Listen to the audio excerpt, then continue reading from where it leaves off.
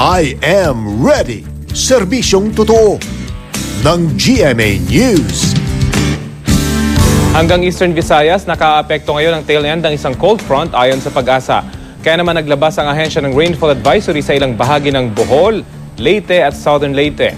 Posibleng magtagal hanggang mamayang pasado alauna ng hapon ang katamtaman hanggang sa minsang malakas na ulan dyan. Patuloy po mag-monitor ng lagay ng panahon. Bukod sa Eastern Visayas, apektado rin ng tail end ng isang cold front ang Bicol region.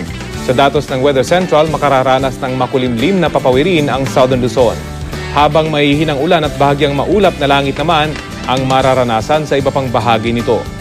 Bagamat mababa ang tsansa ng mahinang ulan sa Metro Manila, may tsansa naman ng thunderstorms sa hapon at gabi. Sa Visayas, magiging mas makulimlim din ang langit sa eastern section nito. May hinang ulan at bahagyang maulap na papawiri naman ang mararanasan sa western at central section. Posible rin ang katamtamang ulan at maulap na langit sa Soc-Sargen at Davao region, habang magiging mas maaliwalas naman sa iba pang bahagi ng Mindanao.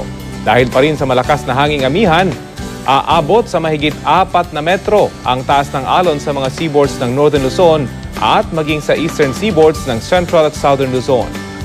Sa gale warning ng Pag-asa, pinapayuhan po ang mga gumagamit ng maliliit na bangka na iwasan muna ang pumalaot dyan. Para sa iba pang detalye, bisitahin ang GMA Weather webpage o i-like at i-follow sa Facebook at Twitter. Ito ang GMA Weather. I am ready. Serbisyong totoo ng GMA News.